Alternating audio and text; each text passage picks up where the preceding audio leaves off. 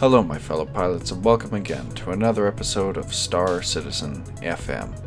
Star Citizen FM is the longest running fan show in the verse, determined to bringing you up-to-date information on the community, anything in the verse that might catch your fancy, and tips and tricks that'll keep you alive. Star Citizen FM is hosted by yours truly, Dr. Hawk, so join me as we go over Arena Commander tips and tricks, and today's focus, Rcs Thrusters and maneuvering. Hopefully you've had enough time in your respective spacecraft to get a feel for it. You've watched some tips and tricks videos, or have learned the hard way through repeated deaths and incidents in Arena Commander multiplayer. This episode is aimed to help you, the pilot, figure out what's effective when it comes to maneuvering. The ships in Star Citizen are, by default, when you first step into them, not as maneuverable as you'd wish them to be. Through previous episodes, we've discussed methods on how to improve this, such as disabling your IFCS controls, such as G-Safe and ComStab. Remember, by the way, that if you need to change or adjust your IFCS or turn off any safeties, these can be accessed by default with the caps lock key. Now, the topic that I'd like to talk about today is actually about conserving your momentum while performing a high G maneuver. As of now, many pilots in Arena Commander focus upon evading, strafing, and otherwise orbiting each other in dogfighting. This is an effective strategy, but can lead to some pretty precarious battles. Given that free-for-all is currently the only mode that effectively works, this can lead to some pretty crazy mosh pit situations. The key is movement is life. In this situation, your best option is to actually stay on the outside perimeter of the firefight. How do you do this? You can engage in both tight turns and high G maneuvers. Combining these two together allows you to maintain your momentum and present yourself as a harder target. Strafing with your Rcs Thrusters only reaches an optimal velocity of about 20 to 50 meters per second. This is nothing compared to the 110, 220, or other velocities you can reach and still be able to hit a target. So how do you tell how many Gs you're pulling in a turn?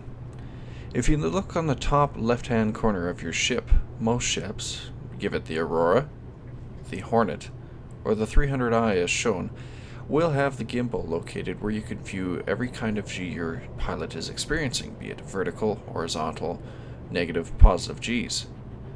These numbers will come in handy later, because right now we're going to focus on the limits of your pilot's endurance.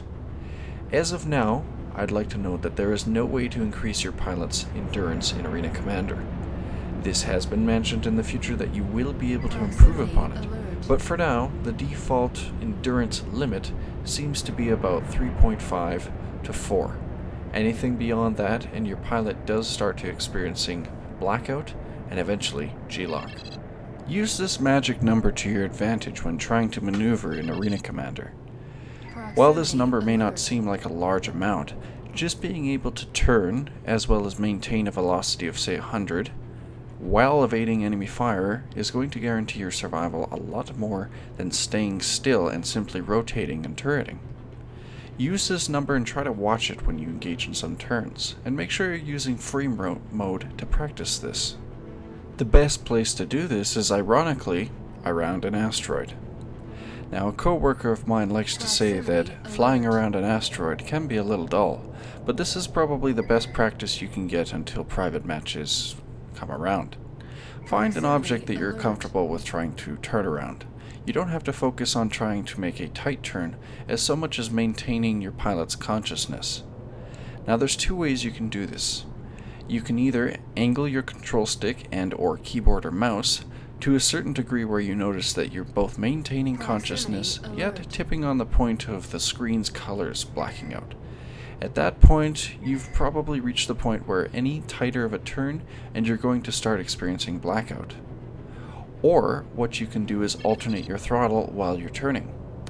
The faster you're going while turning, the more G-forces you will enact upon your pilot's body, and as such, the quicker you will black out, as well as have a less tight turning radius. So, conversely, if you go slower, you'll be able to achieve a tighter turning radius, but at the same time sacrifice your speed. It's up to you to find out the balance that you find works for what you're doing at the moment. Evading enemy fire may require high speed and high risk maneuvers, but maneuvering around a certain tricky asteroid field, or perhaps even an enemy ship that's in your way, can be done about by braking and perhaps strafing out of the way with RCS. It's all dependent on the situation. By playing around with that magical 3.5 number, you'll be able to find out what maneuvers you're comfortable with and what maneuvers you might struggle with. The reason I'm bringing this up is currently I see many pilots performing what I would like to call dead stops. This is where let's say we have Pilot A chasing Pilot B. Pilot A realizes he's being shot by Pilot B, so in order to counter this, he engages decouple mode, spins around 180 degrees, and engages full afterburners. I myself am guilty of this, and the reason that this is something that I'm trying to train myself out of, and hopefully train others, is that in space, this effectively cancels all of your momentum. You have nowhere to go in the event that you need to evade. You do have your Rcs Thrusters, but generally a skilled pilot can shoot you quick enough before you maneuver. By learning how to maintain your momentum in a turn, you're not only presenting yourself as a harder target, but are also guaranteed that you won't get headshot in your cockpit. On the topic of RCS thrusters, let's talk about those. Now by default, your RCS, or strafing thrusters, will come in handy in a variety of tasks. This can be from evading fire, orbiting another player, or just simply trying to land. Learning how to use your strafing or RCS thrusters will help in a variety of tasks. Remember, by default on the keyboard you can engage your decoupled mode, which is the only way your strafing will work, by pressing the caps lock key. As seen above, using your RCS thrusters allows you to maneuver your ship on an up and down and left and right axis. This can allow for tricky maneuvers, as well as orbiting other players. It also conserves your forward momentum as you are technically decoupled, but you still have a degree of control over which direction you're going. This leads to some interesting situations where I myself and a few other players have taken advantage of the RCS thrusters to engage in maneuvers that would otherwise be difficult to perform otherwise. Things such as evading to the left or right, up or down, or using the commands to orbit an object in front of us come in handy. Again, this might seem contradictory to what I said earlier, as you don't want to get into just a pure strafe fight, as this will give you tunnel vision and reduce your battle awareness of what's happening around you. But, however, in a one-on-one situation, or a collision course, or trying to evade enemy fire, using your strafing can help keep you alive as well as being an invaluable tool. The only caveat of strafing or the RCS thrusters, well, in fact two things, are one, they are all or none response. You cannot adjust how sensitive or how much thrust you want to apply to them. As far as I have been able to test, they either fire or they don't. I don't know if this will be changed down the line to adjust for things such as, say, docking, or perhaps very fine motor movement, or if we're just stuck with it. The other thing is that they don't replace your ship's thruster. Any major orientation or vector changes that you want to make should be done with your ship's main thruster. If you're moving 200 units in one direction, and you try to maneuver in the opposite direction with your maneuvering thrusters, it's going to take you a long time to bleed off that speed and eventually change vectors. Use your RCS thrusters simply for evading and maneuvering, and the occasional braking. Don't try to rely on them as your primary source of motor movement. Use your ship's main thruster for that. It has a lot more thrust, and it will effectively move you from one direction to the other when needed. These are the two major topics I wanted to go over today, as hopefully they will help increase your survivability in Arena Commander and help you dominate on the battlefield. I want you to keep in mind that even if you're faced in a precarious situation, and say you lose a full wing, as pictured above, as long as you have all of your thrusters, or at least enough of them to maintain your current vector and or your orientation, you can actually perform and survive for quite a while. Use this knowledge to your advantage when you're faced with overwhelming odds. Retreat to the asteroids in Dying Star or Broken Moon if you have to. Many pilots seem to forget that the asteroid fields provide the perfect amount of cover and are a perfect reprieve for when you have, let's say, 3 people on your tail.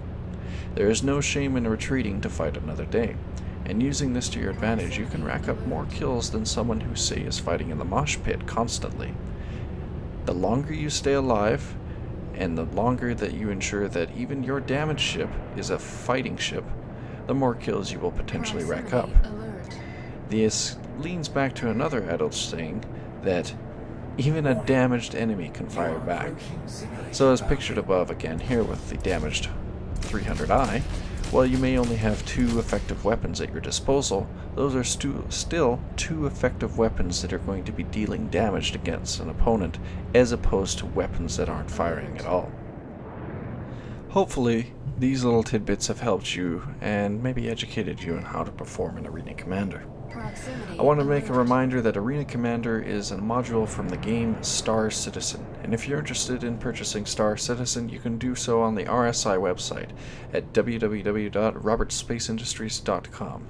The cheapest pledge package of about $35 and the Alpha Access package shall get you into Arena Commander, and you can join me and many other pilots as we joyfully blow each other up and shoot each other in the skies. Star Citizen FM is hosted by yours truly, Dr. Hawk. If you'd like to see me on other places, you can find me on Twitch TV, where I occasionally stream Arena Commander videos and occasional ranting and swearing. You can also find me on patreon.com if you'd like to support Dr. Hawk and Star Citizen FM. And you can also find me on YouTube, so click the fuzzy little hawk on the lower left-hand corner if you'd be interested in subscribing. Leave any comments or feedback that you'd like in the comment section below or in the forums, and if you have any other things that you'd like to add, be sure to let me know. I look forward to seeing you guys on the next episode of Star Citizen FM. I hope this has been informative for you, and I look forward to seeing you guys next time. You guys all take care and fly safe. This is Dr. Hawk, signing off.